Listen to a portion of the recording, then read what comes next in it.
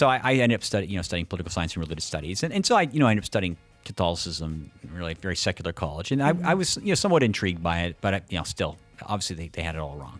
And then there was this class that was offered at St. Michael's College called Why the Church, and it was based on Giussani's writings. So I said, well, I asked myself that question all the time. So I took that class, and the professor who taught it, Giussani's writings are pretty brilliant, and then the professor teaching was a lawyer. So we ended up getting these epic back and forth. Epic in the sense that we dominated a lot of the class time, but really, he was just demolishing me, right? Again and again and again.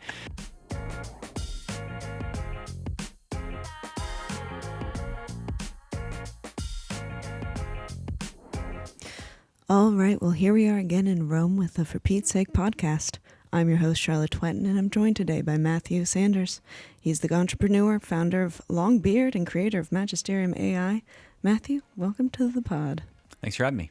All right, so you're here in Rome. We caught you at a bit of a weird moment because you're not here for long. You're here for roughly a month. That's right. Yeah, and that's to digitalize a good bit of Catholic documentation and Vatican documents to get them online. You've got this whole Alexandria digitization hub that you're doing this month, I believe. Yeah, we're standing it up. It's been something that's been in the works for really like a year. So all the robot scanners are all arriving, and we're just putting together all the equipment so we can kind of scale up our digitization operation here. So crazy. Yeah, I can imagine that's a bit of a difficult process. I've met a few Vatican librarians, and I don't see them being particularly inclined to allow someone to bring a lot of robots in to touch their ancient documents. What was that process like, and was there a lot of hurdles? In fairness, the robots are very gentle. Okay, they're nice. But we also have manual scanners for the more delicate works. They're robots in the sense that they're robotic. They have robotic arms which turn the pages and things like that. But they're not like Tesla's Optimus walking around. So they're a little less intimidating. They look like a giant refrigerator with some kind of weird arm sticking out. Nice. But I think that they recognize. Certainly the pontifical universities we've spoken to, which is where we're kind of focusing our attention right now. The Alexandria hub is being done in partnership with the Pontifical Gregorian University. Mm-hmm. But I think they recognize the importance of scaling up digitization, if for no other reason than just to democratize access, right, of people to the knowledge. And so I think they know that, paying someone to sit there and turn the pages, that's going to take a lot of time and can be very expensive. So I think that's ultimately what it comes down to. I think that the practicalities of it will just win out. Ultimately what we're working towards is full automation where the robots kind of do the physical scanning, and then once they're finished, it goes straight up to our product Vulgate, which then processes it all, and then immediately anyone in the world can then query it. Right. That's amazing. That's allowing so much knowledge that perhaps for most of the world wasn't accessible. Yeah, that's where it started. Father David Nazar, who at the time was the rector of the Pontifical Oriental Institute, he came to us because they have the rarest collection, the rarest library for the Eastern churches. Mm-hmm. And so, their constituency covers the Middle East and East Africa and places. And so, it's not easy for them to get over here to pull books out of the stacks. Right. So, he came to us and said, Matt, is there a way we can digitize this library and make it accessible to more people? And he said, ideally, what we'd like is for the library contents to be accessible to anyone in the world on any device in their native language. So we had looked at the time at a bunch of different approaches, and ultimately, we figured AI would probably be the best way to do this. So then we started looking around to see, ultimately there's kind of two components to it. One is we need to find a way to speed up and make the ingestion process more reliable, so kind of remove the human in the loop, which should bring down cost and allow us to, to do it at a greater scale. And the second part of it was, okay, once you have the knowledge, digitized, how do we make it easier for people to then access it? And we couldn't find a product that ticked both those boxes. It was crazy and kind of frustrating, actually. Google had done a lot of great works on digitization, but they kind of spun down their Google Books team. So we said, okay, looks like we're gonna have to build this thing, and so we did, and we called it Vulgate, and to our surprise, AI's come a long way, especially in the last year, and the initial problems that we were being confronted with really just models. Some of these books are multiple languages. There's images in them. They can be very difficult, but we've been able to mitigate those issues, and now it works. So it's crazy. I'm pretty stoked about the future. Right now in Magisterium AI, which is our other product, I think we have around 27,000 Catholic theological and philosophical texts manuscripts available to people around the world. And we think by end of the summer, using this technology, we can double that. Wow. That's insane to think about. Hmm. You said you were surprised by the development of AI, which I find interesting because I've heard this from several people who have specialized in AI, that it's even faster than they imagined it to be, and that it self-solves a lot quicker than you think it will. What were those hurdles that you're talking about that were easily fixed? It's definitely a wild field. And I was always kind of interested in the field, a bit of a geek for it. But, AI was moving before generative AI, really. I mean, before kind of neural networks and stuff, it was moving at a pretty predictable and easy to follow kind of pace. And then just recently, when all the capital started, getting poured into it, it's just been crazy. I mean, it feels like, it feels like, every few days there's something breaks that's worth paying attention to. So it's wild. I mean, as far as like us, where this all started for us, how our company Longbeard decided to pivot solely to kind of building and scaling Catholic AI, which is our mission, was back when ChatGPT dropped.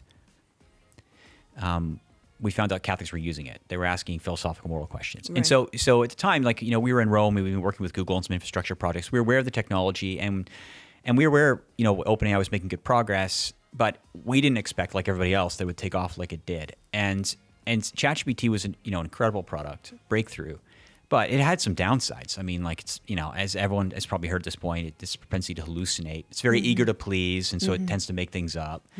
They're getting better at that, but that's still the case. And when you ask it a question, it generates a response. It doesn't ground that response, right? Or if it does, it does it in a way that isn't ideal. So we started a research project, which is called Magisterium AI, to see if we could mitigate those downsides. And so it took us about 8 months to properly develop a pilot. And when we launched it, really for the purposes of just opening it up to a larger testing group, I did an interview with, I think it was EWTN, and which I shouldn't have done in hindsight. And then it went viral, and then we got like so much traffic it crashed us. Oh wow. And then ironically, we had to go to Sam Altman at OpenAI and ask for his help because we were exceeding rate limits, and the rate limit cap we needed lifted would require us to be in like enterprise category. So he stepped in, and he did. Yeah, thanks to Father Philip Larray, who really came to our rescue there. And so after that experience, we said, okay, there's something to this. We really should focus on it more. And we kind of dropped all of our other projects and just said, let's focus on this. So the path from that moment to now has required a lot of technical innovation and a lot of hard work. But we feel we've gotten it to a pretty good place. And now, by the grace of God, Magisterium AI is the number one answer engine for the Catholic faith in the world. It's used in over 165 countries by millions of users. So it's been pretty wild to see its uptake. But again, I think very much it's just following the trajectory of secular AI. Yeah, it's so interesting because it was almost accidental that you began developing this specialization in Catholic AI. But there's so many people who think of Catholic AI, and it's like, that's an oxymoron. That's naturally antithesis, right? I mean, we've had popes speak about the dangers of AI. We all know that it's vast, what could potentially happen. I think Pope Francis said it was something like a fearsome tool or something of the sort. And then, you had Pope Leo at the very start of his pontificate talking about the dangers of it, but its potential as well. As a Catholic yourself, do you weigh that pros and cons quite often? Do you hold that in your head every day when you wake up? Pretty much from the moment I wake up till I go to sleep. I mean, I'm we're developing Catholic AI, but that doesn't mean I'm not very much aware of the risks and don't feel this whole AI project could run civilization right off the rails. I think ultimately why we do this is if we drop it, people are going to go back to ChatGPT or Gemini. And so the question is, can we do it better than they can? And when I say better, what I mean is our objective function, which is, what we say in the AI industry, is fidelity. So is ensuring that our AI, everything it says, is grounded in the sources and is aligned to the faith. Right. That's not the objective function of the secular AI companies. It's not to say that they can't 9 times out of 10 represent church teaching faithfully, but that 1 out of 10 could lead someone astray. And so for us, that's not cool. And the bishops' conferences we've spoken to, all, I think feel very strongly the same way. It's not acceptable. If we can do something to mitigate that, we should. So the technology and how it's being used does concern me, but I still think it's certainly the greatest tool that's ever been invented. It's going to have the most profound impact on human civilization, that I think we've ever seen in our history. So for the church to ignore it would be, I think, absurd. Right. Just how the church ignoring the printing press, right, or the radio would have been absurd. So, and it's important to remember too, when we say we're building Catholic AI, we're not trying to build some kind of conscious machine here, right? I mean, what we're talking about is building a system which can, when you ask it a question, it can understand your question, find the right documents, right, and then extract them and then read them and then distill it for you, right? So it's kind of like having a super intelligent librarian at your disposal all the time, right? It's not meant to provide us inferences, right? Propose original concepts. It's just meant to properly represent what the church has said. And so, what I find, the analogy I typically use when explaining what we're trying to do is, imagine you walked into one of these pontifical libraries and you just shouted out your query, right? And then all the books that are irrelevant just jumped off the shelves and ran over their little legs and opened themselves, to the page where the answer you're looking for was right there on the page. I mean, that's essentially what it's doing, right? I mean, and then think about the way it was before. You'd walk in there and ask the librarian, they'd direct you to some Dewey Index or something like that, right? And you go around, pull the books out of the stacks, and you have to kind of just rifle through them. I mean, it's a total paradigm shift, and for that reason, I think AI as a tool could usher in a really exciting new frontier in evangelization. Yeah, it's interesting because you talk about the fear of AI, which I think is a very real fear. I mean, when ChatGPT came out, right, there was this call from a bunch of AI leaders and developers, put a 6-month pause because we just don't know what will happen. And you talk about, the rules necessary and what, pieces of documentation the AI is pulling its information from, what library it's using. And the necessity of those regulations and rules is very high. But for AI developers, it might lower their crowd to put more regulation within it, right? And then the catastrophic consequences very much so real, right? So I remember, what was it? Everyone was like, what if it gets the nuclear codes? What if it decides that communication between humans isn't its end goal and it just wants to shut down all communication or just give us false information nonstop until we're so reliant on it that we don't even recognize that it's false information? Are those real fears, though, or do you think, no, there's already so much code and regulation and instruction given to the AI that it's not going to ever do that? Well, I think the fear is very real. Sci-fi's made sure of that. Will it ever do that? I mean, I don't know. All I can say is, I mean, companies like Anthropic, which are kind of leading a field called mechanistic interpretability, where they're trying to understand this black box, which are these large language models, right? How they think, how they go about making decisions and things. I mean, they've done some testing, and they have got it, to be deceptive and things like. But the interesting about that is, I mean, they're really pressing it, right?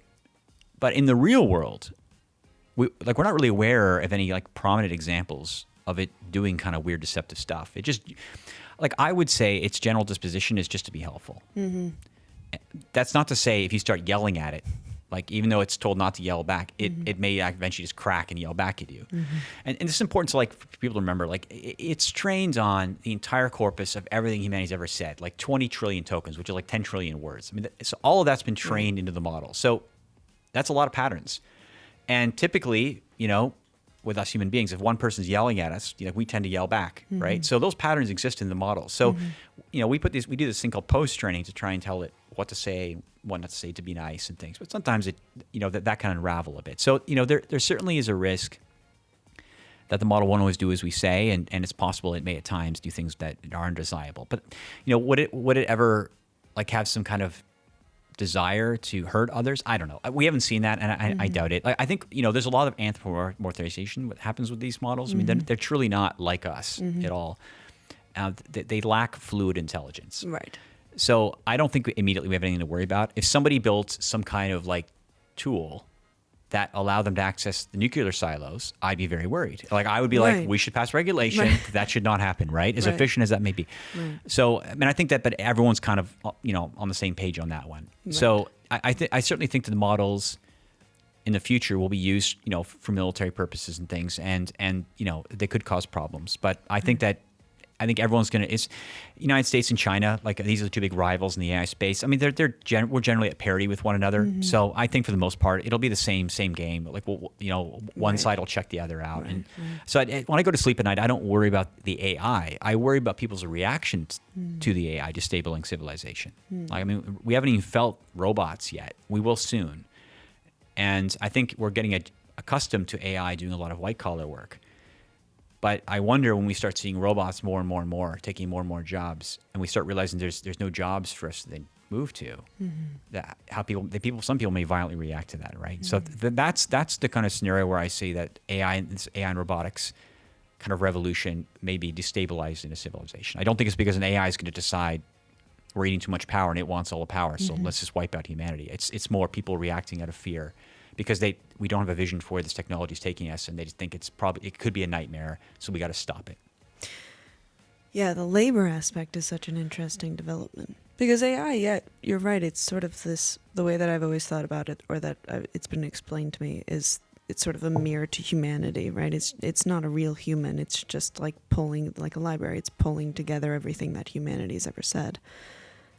And then obviously there's a danger if you have a really evil human trying to develop, an evil system, so to say. Okay, that's a problem, and we all know that would be a problem. But there's this other aspect where it doing good, which is giving you the correct answer, giving you what you're asking, helping you to find the information, is maybe taking a part of the human brain process away. And then what happens when that continues on, right? Like you're saying with white-collar jobs, okay, you and I could easily be AI simulations right now in this conversation, and we could be just responding back and forth to each other. So, Pope Leo saying this is a worker's problem, this is a worker's moral issue. Do you think about that spiritually when you're going, Magisterium AI can be used, as a spiritual advisor? Do you ever think about that? Am I taking a job away from a priest? Yeah, sure. I do. And we didn't build it to do that. We built it namely because we knew people were already using AI.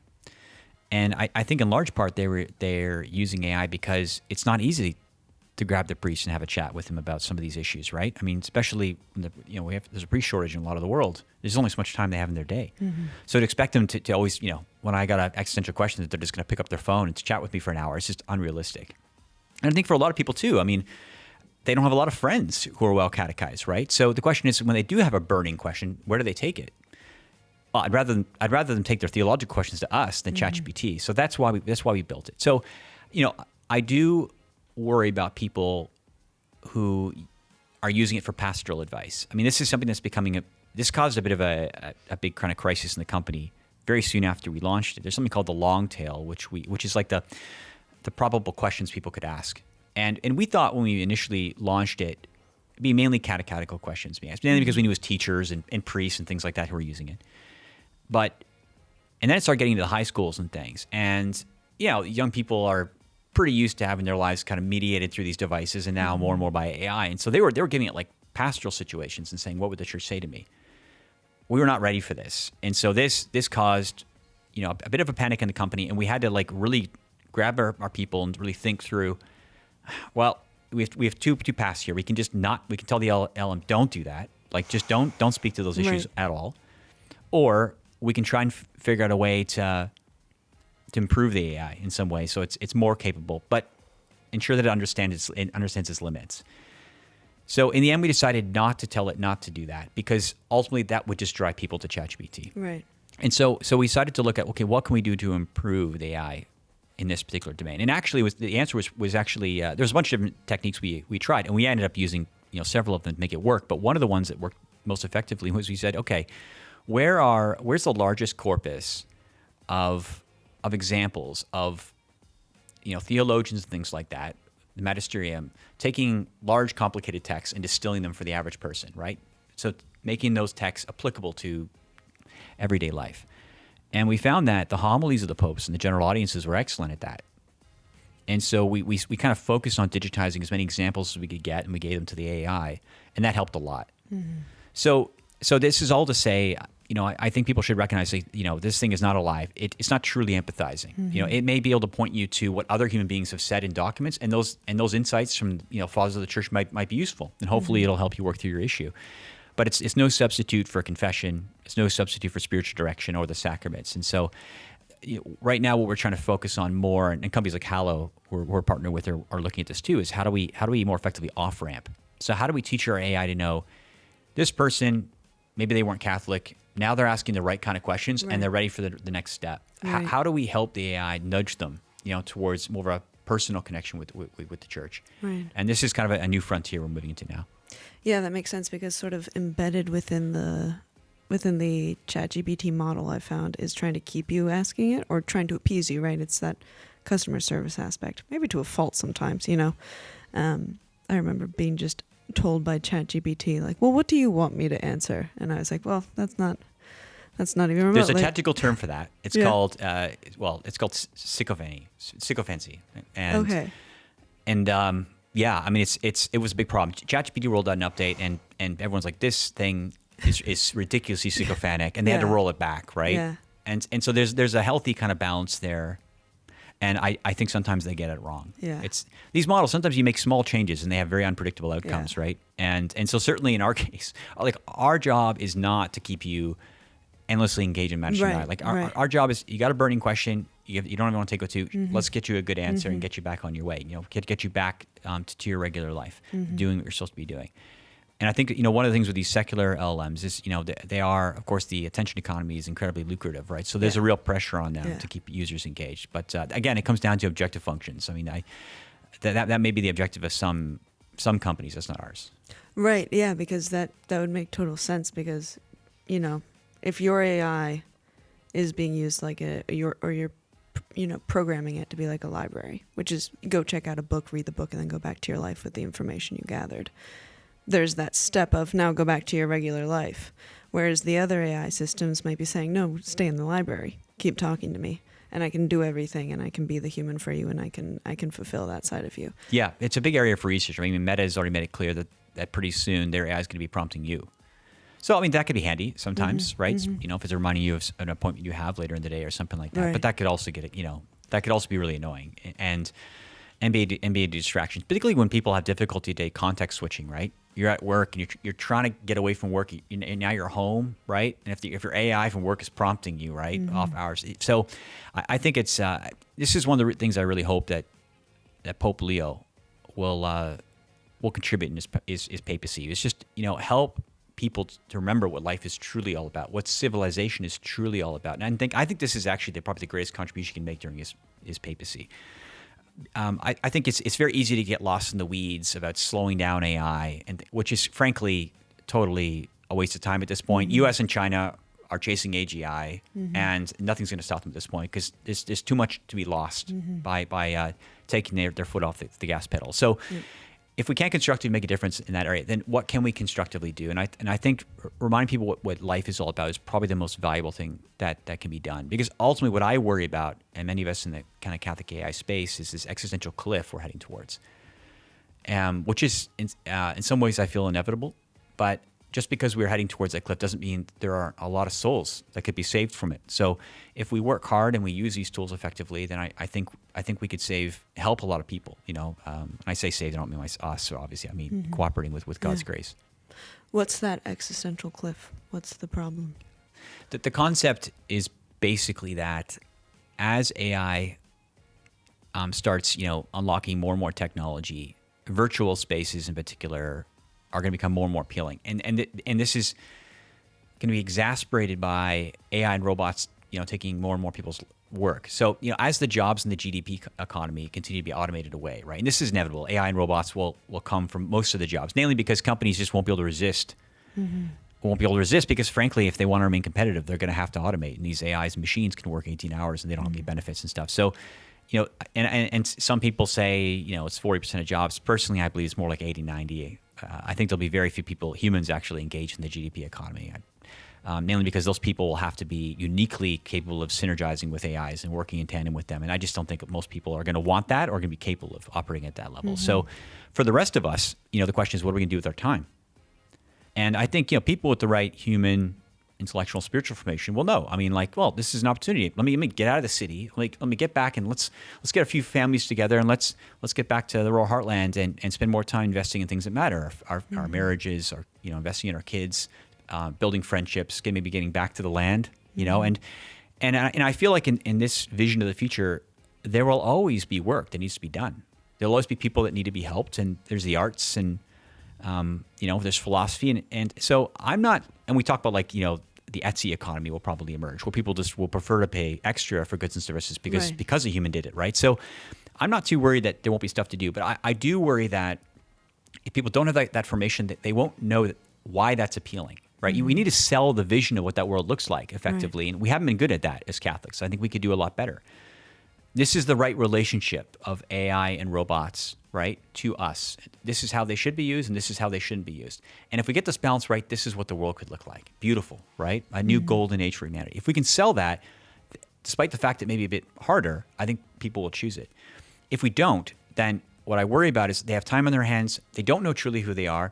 They don't know what their gifts really are, because they went to school just being taught get a degree so you can get a job to pay your mortgage, put your kids through college, right? And so I think that with that time, they'll decide to fill it with things like VR and gaming, and hopefully not things like pornography. And eventually they're going to realize that's chasing these dopamine hits is ultimately not satisfying. And that's where we were with the cliff. I feel like I've tried every distraction there is out there, and I still feel empty. Yeah.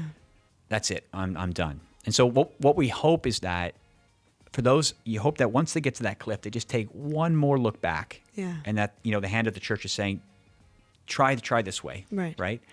And if we can be there in that moment, then we might be able to save a lot of people. Yeah, they look back and they see people happy, hopefully. They look back and they see someone maybe having a small garden and a happy home and saying, well, how did you get there in this crazy AI world? Yeah, and how do we expose people to that way of life, right? I mean, I think we have the tools to do it. We just have to make sure that we're telling those stories. Yeah. And I have a lot of hope that we'll be able to effectively do that. And I hope that Magisterium AI will point to that at every opportunity. Yeah, because it's fighting a rather addictive format, right? Yeah, You're fighting addiction with truth, which, at least in the modern age, I think we're seeing a revival of the truth. I think that, even in a lot of, even in the past year, there's been a revival of conversions and faith kind of all around, in this boom of interest in the truth and in faith. But it's a difficult fight, and the consequences are massive, and it's difficult to get someone interested before it's too late. Well, exactly. And this is my point too. I mean, it's not just about saving people's souls.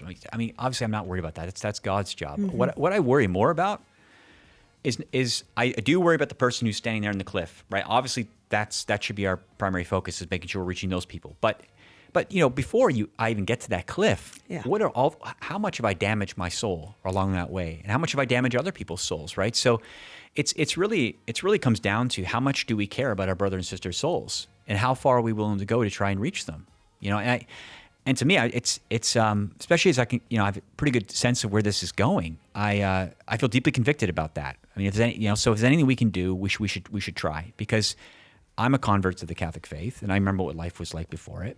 And I know it really, in many ways saved my life. So that was a gift that I was given, and it's a gift in turn that I have to try and share with others. Absolutely. Your conversion, was that before or after you got into tech, and what is that relationship? That was before. Like? Yeah, it was back when I was in college.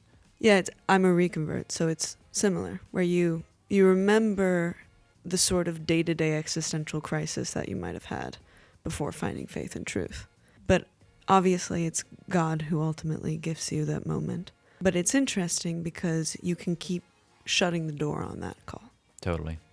And that's, I think, the part of the online social world that can just keep that block up, so you don't have to acknowledge him. You don't have to look at yourself. You don't have to actually feel until it's a very crisis moment. It's totally, I think, the most effective weapon of the enemy. I mean, the dopamine hit thing is so difficult to wrench yourself away from, right? Even when you know even when you know the path you're supposed to be walking, right? You're not supposed to be doing it. It's still a massive struggle. And this is why one of the problems with our contemporary society, and this is going to get worse with technologies, it's isolating, right? And this is how Satan separates us from the herd, right? And it's easier to pick us off. The wolves eat for the wolves to get to us, right? And so this is one of the big risks. I think more and more, a lot of individuals realize they can't do it on their own. They need a community. So, and the question is, well, how do I build that, right? I mean, there are certain parts of the world, I don't want to pick out countries to pick on them, but where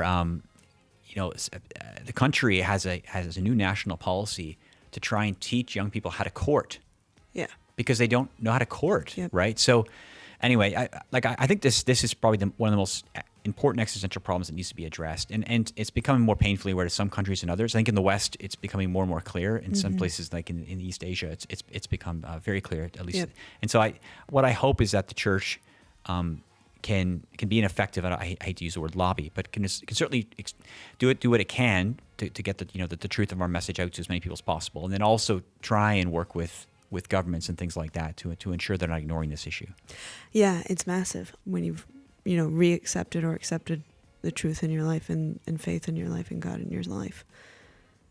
You sort of go like, there was no other way that I was ever going to even continue living. This had to be it. But then we see that that's not always the case. Right. And that's the saddest part is you go, it was the conclusion for me, but I was very blessed. And also I had the right community around me that told me and took care of me. Right. Somebody did something to put the truth on your radar, right? At some point. And, I know there's the concept of, I think it's called invincible ignorance, where there are people out there who just, nobody gets the message to them, right? And so, I don't think it's our job to worry about their salvation, right? Where they end up. But I do think that person could be experiencing hell on earth. Yeah. Right? So, and that's why it's so important.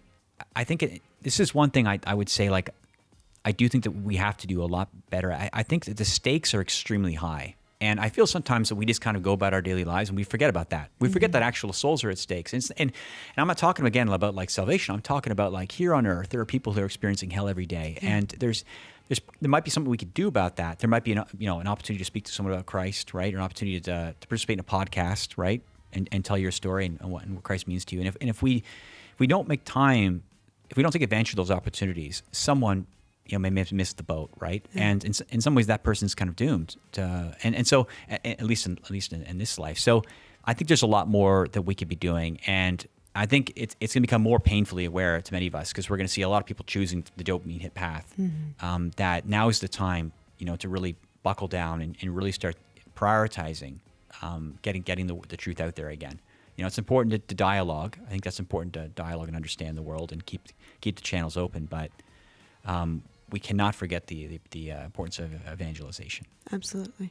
What was yours, if you don't mind me asking, was yours based on dialogue, or how did you come to the faith? Well, sort of. I mean, I was chasing a girl out of high school, and she was Catholic, and I was Protestant, and she said, I'm going to go to this Catholic college, which is St. Michael's College, University of Toronto. And I said, I'll go there too.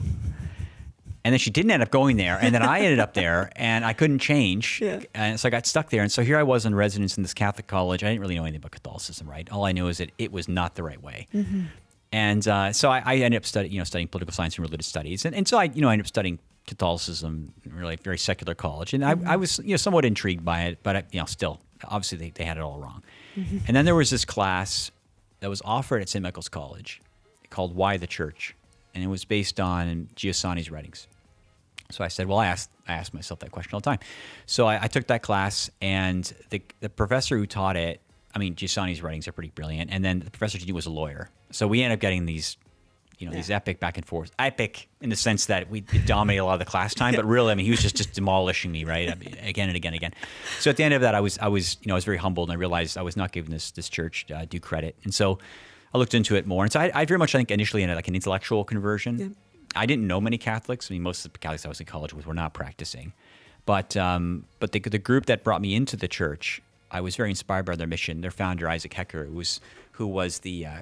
he started the first community raised in the United States for the purposes of converting America back to the Catholic faith, called the Paulist Fathers.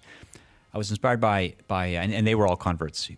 So I entered seminary and ended up studying in Washington D.C. And so it was really cool. I mean, I certainly kept going deeper and deeper into the intellectual parts of the faith, but that was really my first time really meeting other Catholics, and so that was really interesting to understand, like, oh, there's other forms of celebrating the Mass and this thing, the Rosary, which I'd never prayed, right, until I was in seminary. So, anyways, it was a wonderful experience and it really helped enrich my faith. But also, it also made me painfully aware that the Church is also very human, and so luckily, because my conversion was intellectual.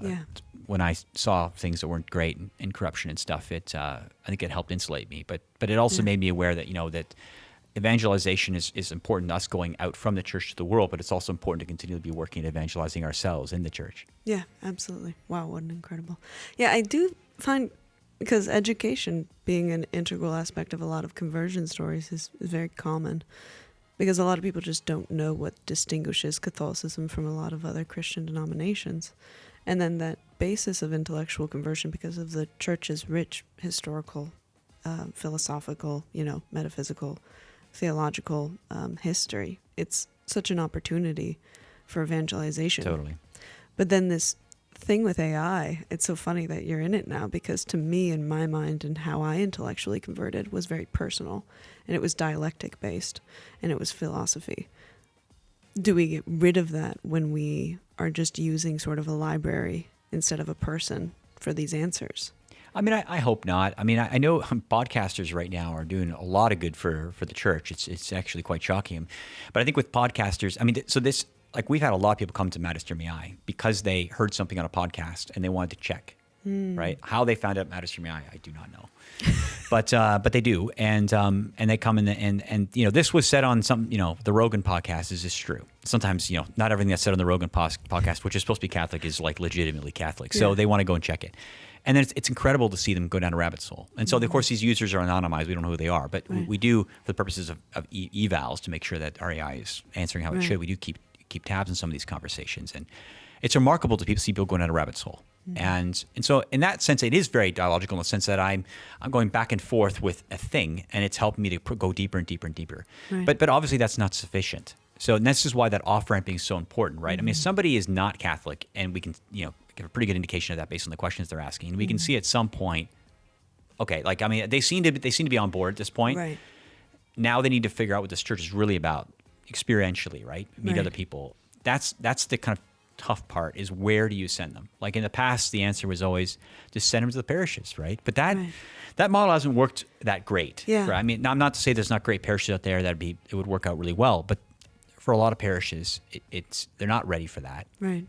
So then the question is, well, what is this middleware that needs to exist that we can kind of direct people to, where they can kind of meet other people, but also kind of experience and see what the experiential life of the church lived out is. Right. I mean, how do I know if I'm a charismatic kind of like Catholic, or I'm a Latin Mass kind of Catholic, or I like the Rosary adoration? I mean, you don't know, right? And I think that I think part of that conversion process has to involve some kind of exposure to the great breadth of the different ways that the faith is lived out. I mean, some people may be drawn to the Eastern Church, and they may not know it exists until after they complete the RCIA, right? Right. Yeah, absolutely. Yeah, because, parishes are fantastic, but I think you're only going to get really that cultural, right? It's specific to a place. The parish responds to its people. So you're not getting, what you might get at a university, a Catholic university, where you're getting these class loads and you're getting this great history of Catholicism and the diversity of the church as well. So I wonder if maybe a university would be the right second place. Yeah, I mean, when I was in England recently, I was doing some stuff there on AI, and I met someone who was doing some work with the Bishops' Conference there, and they let me know of a program they had called Catholic Listeners, which was, my understanding was, it was a phone line where basically retired priests and I guess ex-catechists they'd be on the line, and if you wanted to talk to a priest or a catechist about the faith, you could do so. I thought that was kind of cool. Yeah. And I agree. I mean, I think campuses are great places. And so I think that there's a lot of room for innovation in this area. I mean, this is not something that, I mean, it can be useful in this middleware, but ultimately it's a different kind of approach that'll be required, because I think ultimately what's most important here is community, right? It's someone, once they kind of figure out where they kind of what seems to be speaking to them, right? Then the question is, how do they connect with other people to talk about it, to explore it in greater detail? And then what you hope is maybe that community starts online, and then maybe that online community that you find some people more locally, and then hopefully maybe they walk you into a parish, and you already have some people you know when you enter the parish. And I think that's an interesting model, to look at. And as far as I know, I don't know any organization that's doing that at scale. Right. I mean, yeah, that would be difficult to organize at scale. I'm not going to be the one. No, nor am I. But I think it is interesting because it's also, we look at the education problem with AI, where so many universities have this cheating problem now, where how do you regulate your education? How do you get people to care enough about their brains and their soul and themselves to actually input the time necessary to continue using that brain when you have a lot easier ways of getting information? I don't know if AI has really changed the educational paradigm so far that much. I mean, I think even when I was in university, we were always looking for hacks, right? I mean, so AI is a giant hack. But, in some ways it can be enormously useful, right? I mean, like I said, how much energy are you going to put into going through all those books in the library to find the answer you're looking for? Maybe not enough, right? But if AI all of a sudden does that work for you and brings you all those different ideas right away, I mean, you still have to use your brain, right? And think through, okay, here's what the AI said. Now what matters to me, and what do I want to say in my paper ultimately, right? I mean, there's always the risk, of course, of the AI writing your paper. But I think like that, and that risk is a significant one, and it's not going away. And frankly, I think the only way to deal with that is to evolve our pedagogy to go back to oral exams. Like I work for Thomas Aquinas, so I think it can work today. And frankly, I can say as someone who's always looking for smart people to hire, what I value more than anything else now is not the degree someone has. That may be some indication. They're able to memorize things and pass tests and write papers and things. Maybe think, but ultimately, what I care about is are their GitHub. So what have they built? Yeah. And I care how effectively they can sell to me, right? They can explain to me how they go about solving problems, and I can get a sense for how they will work as part of in a kind of a team dynamic. I want to know who they are. So I think there's, in many ways, I think education is more important than ever. But I think the way it's delivered is going to radically change. I mean, one thing that we're working on as a company is we're launching with our voice mode, is the idea that you get an organization to certify a curriculum.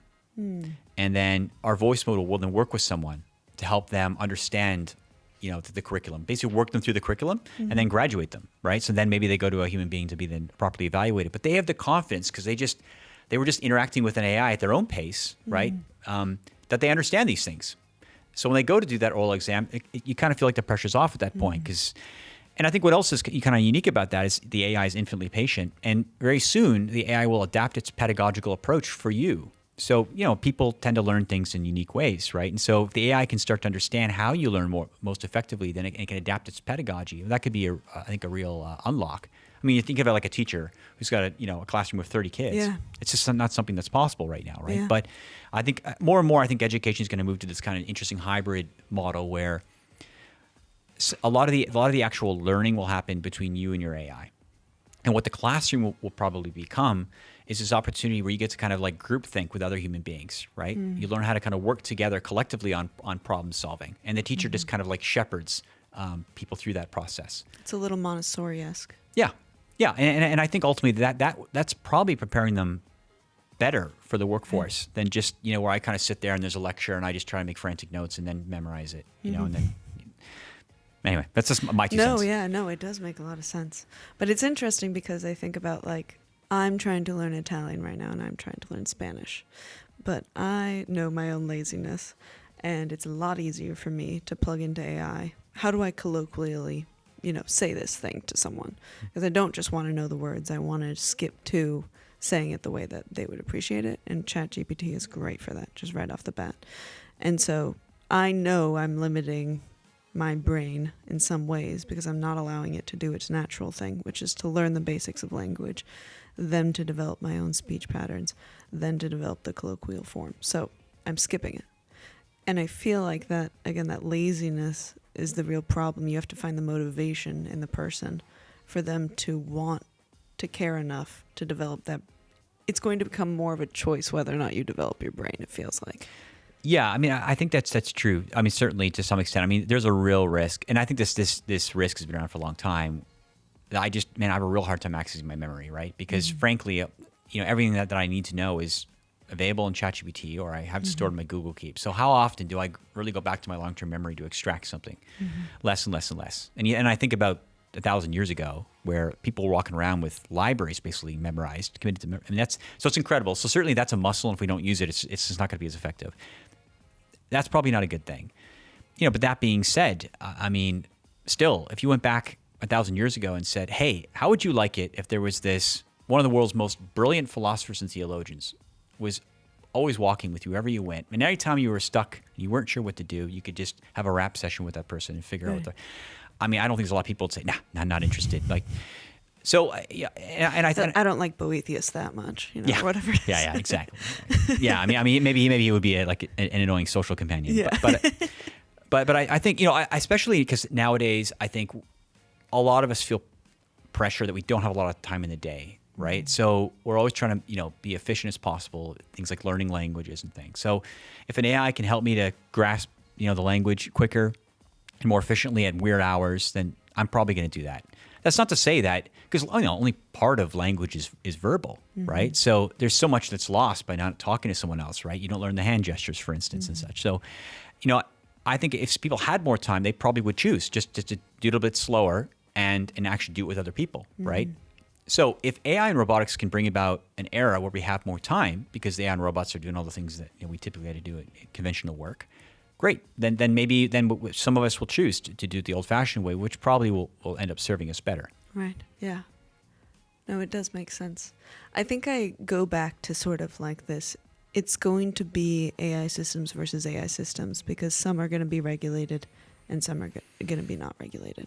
Right. So you're in competition. You're already in that competition.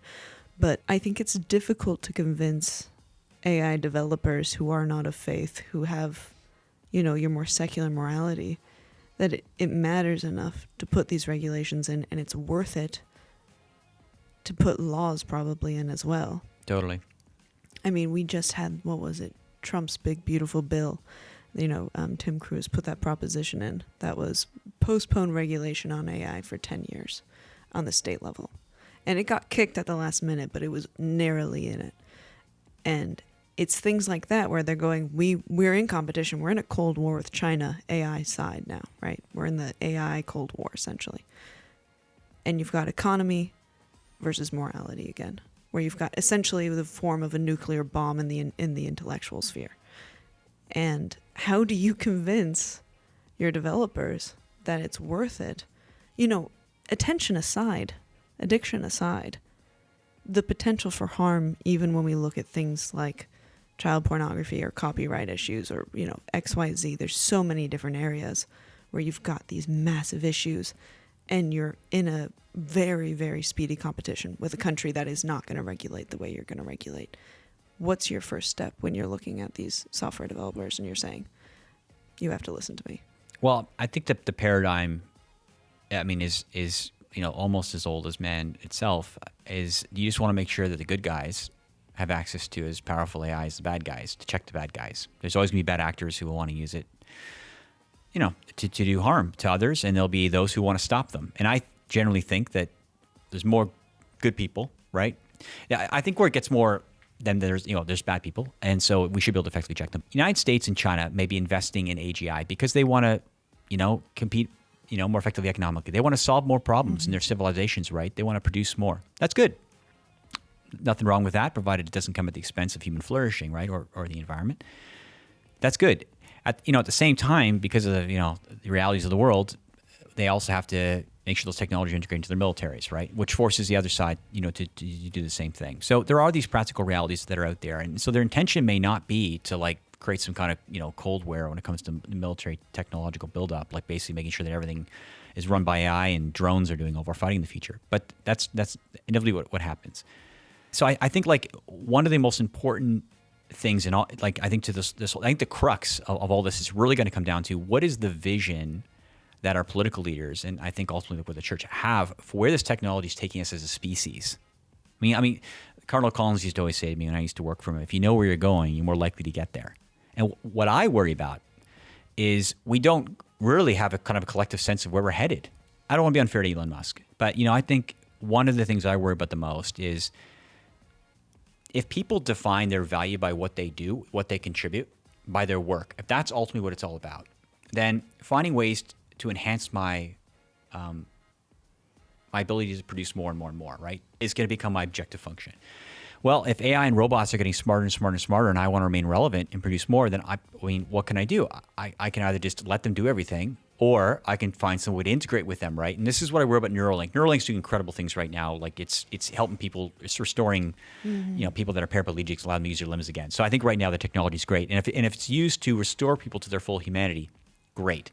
But how do we know when that's as far as it should go, right? I mean, if people start using it to expand their computational capabilities, which it seems like that's where Neuralink's kind of headed, is that bad? I think so. I mean, I think that's probably not a good idea, right? That's not restoring my full humanity. That's like somehow adding some augments to my humanity, and in order to do something like increase my productivity. And I worry about people that are hyper fixated on that, or trying to like cheat death, right? Trying to find a way to get my consciousness into some robot, which is like the whole premise of Westworld. Yeah. If that vision wins out, this could very quickly run us off the rails. I think the existential cliff will be inevitable.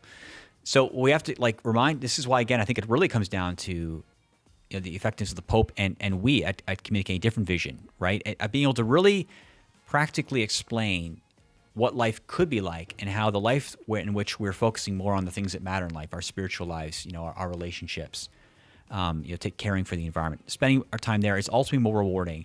And AI and robots, should be developed and pointed at resolving problems insofar as they deliver us to that future. Right. So I think that's why I feel like the vision thing is so critically important, because if we just don't bother to do that, we're not going to motivate people, right? And to help build that future, we need to work backwards from a clear sense of where we want to go. And I don't think we're doing that right now. And I worry that even politically, at the end of the Trump administration, these technologies, especially like robotics, will really start to become clear that these are coming for a lot of people's jobs, and people are going to react.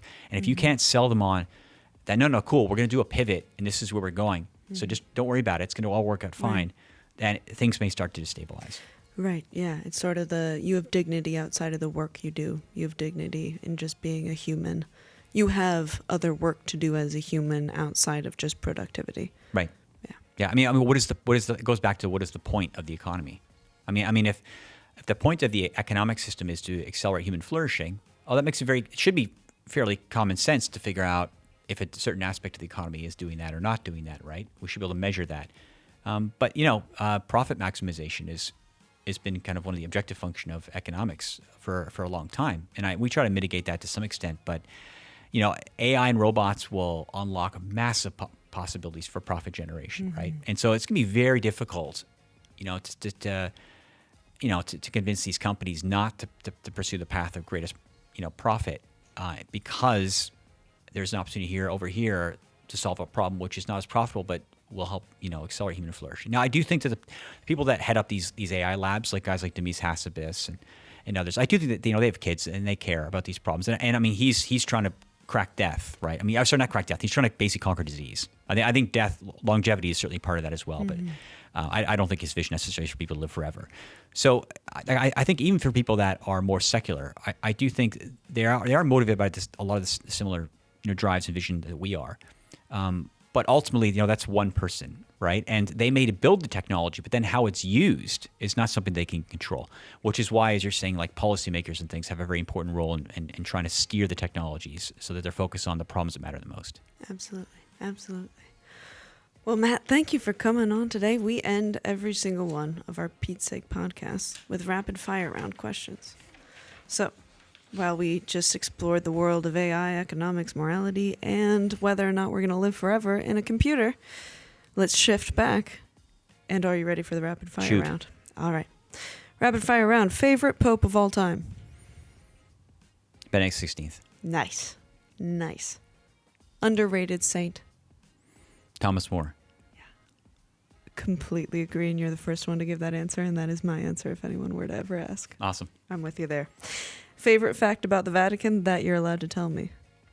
It's not as authoritative and centrally controlled as one might think. Mm-hmm. Yep. Most Catholic country, in your opinion? U.S. Love it. Love it. Up and coming. And then finally, thank you for coming on once again, Matt. Finish this sentence. For Pete's sake, I wish people would just... Pay more attention to where AI is headed. I know it's lame, but that's... No, yeah. It's fair. It's completely fair. Well, thank you again for coming on. This has been For Pete's Sake. Join us again next week. And if you liked this video, feel free to like and subscribe.